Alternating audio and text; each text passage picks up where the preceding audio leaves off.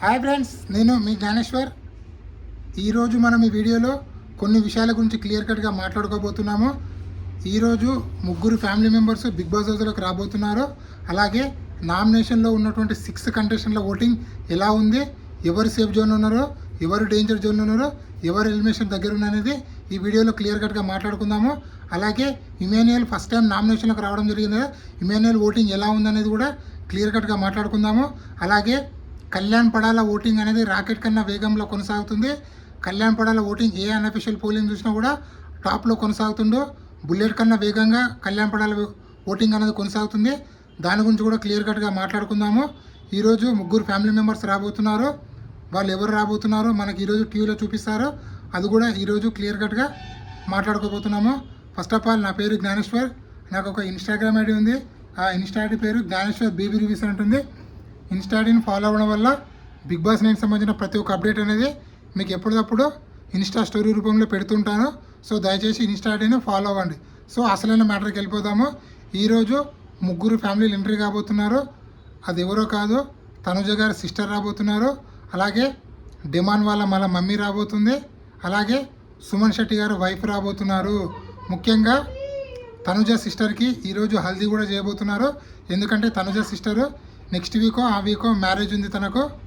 అందుకోసం తన పెళ్లి కార్డుతో రావడం జరిగింది. సో అందుకోసం తనకు గాజులు, పూలు, పండ్లు పెట్టి తనకు హల్దీ చేయడం జరుగుతుంది.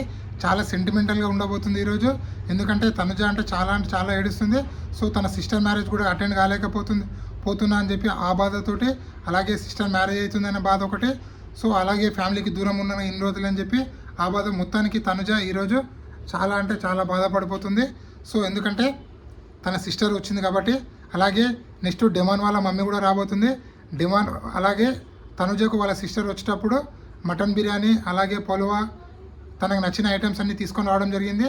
తనుజకు తినిపించడం పాటు బిగ్ బాస్ హౌస్లో ఉన్న కంటెస్టెంట్లందరూ కూడా పంచడం జరుగుతుంది. సో ఈరోజు ఎపిసోడ్ చాలా రసవత్తంగా, చాలా బాగుండబోతుంది. అలాగే డిమాన్ వాళ్ళ మమ్మీ కూడా రాబోతుంది. డిమాన్ వాళ్ళ మమ్మీ కూడా డిమాన్తో చాలా సెంటిమెంటల్గా మాట్లాడుతుంది. డిమాన్ కూడా చాలా ఏడుస్తాడు వాళ్ళ మమ్మీని చూసి. అలాగే సుమన్ శెట్టి వాళ్ళ వైఫ్ కూడా రాబోతుంది. సో ఈరోజు మనం ముగ్గురిని ఈరోజు ఎపిసోడ్లో చూడబోతున్నాము. సో 24/7లో కొద్దిసేపు తర్వాత లైవ్ ఆల్రెడీ లైవ్ స్టార్ట్ అవుతుంది. సో ఫ్యామిలీ మెంబర్ ఎంట్రీ అయింది, మనకు ఒకరు చూపించుకుంటూ వస్తారు. ఆల్మోస్ట్ 11-12 o'clock మళ్ళీ ఒకరు ఎంట్రీ అవుతారు. దాని తర్వాత ఈవినింగ్ ఒకరు ఎంట్రీ అవుతారు, నైట్ టైంలో ఒకరు ఎంట్రీ అవుతారు. సో ఓవరాల్గా 9 o'clock లోపు ముగ్గురు అయితే ఫ్యామిలీ మెంబర్స్ అయితే ఎంట్రీ ఇవ్వడం జరుగుతుంది. సో అలాగే ఇమాన్యుయల్ 10 వారాలు నామినేషన్లకు రాకుండా ఫస్ట్ టైం నామినేషన్కి వచ్చినా కూడా 20% ఓటింగ్తో కొనసాగుతుండో. ఇమాన్యుయల్ ఫ్యాన్స్ చాలామంది ఉన్నారని చెప్పి మనకైతే క్లియర్ కట్గా అర్థమవుతుంది.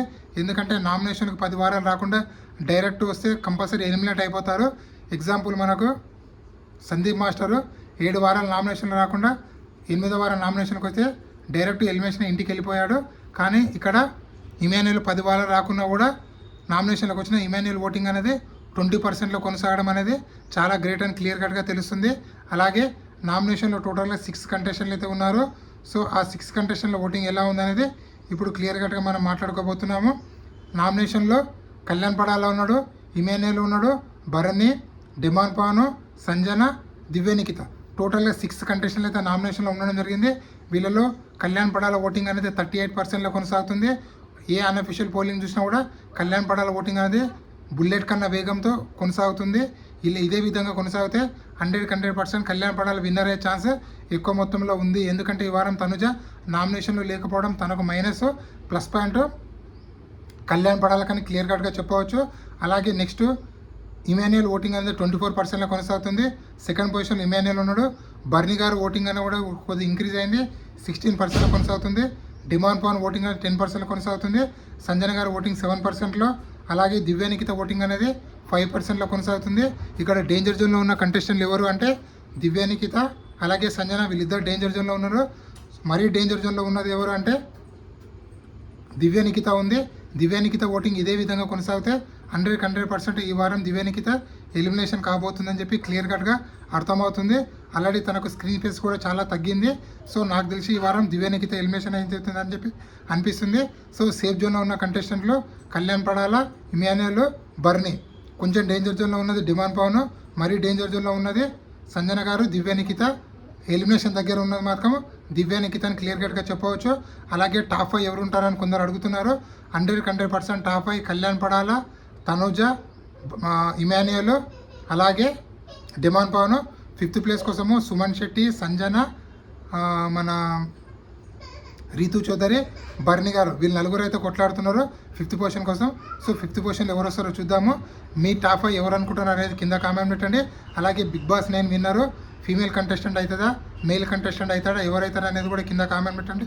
అలాగే బిగ్ బాస్ 9 విన్నరు ఎవరైతారో, అలాగే మీ టాప్ 5 ఎవరు అనుకుంటున్నారు, అలాగే నామినేషన్లో ఉన్న 6 కంటెస్టెంట్లో ఎవరు ఎలిమినేషన్ అవుతారు అనుకుంటున్నారు అనేది కూడా కింద కామెంట్ పెట్టండి. ఈ వీడియో నచ్చినట్లయితే లైక్ చేయండి, షేర్ చేయండి, సబ్స్క్రైబ్ చేసుకోండి. అలాగే నా ఇన్స్టాటీని కూడా ఫాలో అవ్వండి. ఇన్స్టాటీని ఫాలో అవ్వడం వల్ల బిగ్ బాస్ 9 సంబంధించిన ప్రతి ఒక్క అప్డేట్ అనేది ఎప్పటికప్పుడు అందిస్తుంటాను. సో ఒక 4900 ఫాలోవర్స్ ఉన్నారు. సో దయచేసి ఇన్స్టాటీని ఫాలో అవ్వడం వల్ల మీకు ప్రతి అప్డేట్ అయితే వస్తుంది. సో ఇంకేదైనా డౌట్ ఉంటే కింద కామెంట్ పెట్టండి, మీకు నేను రిప్లై ఇస్తాను. ఉంటా మరి. నేను మీ జ్ఞానేశ్వర్.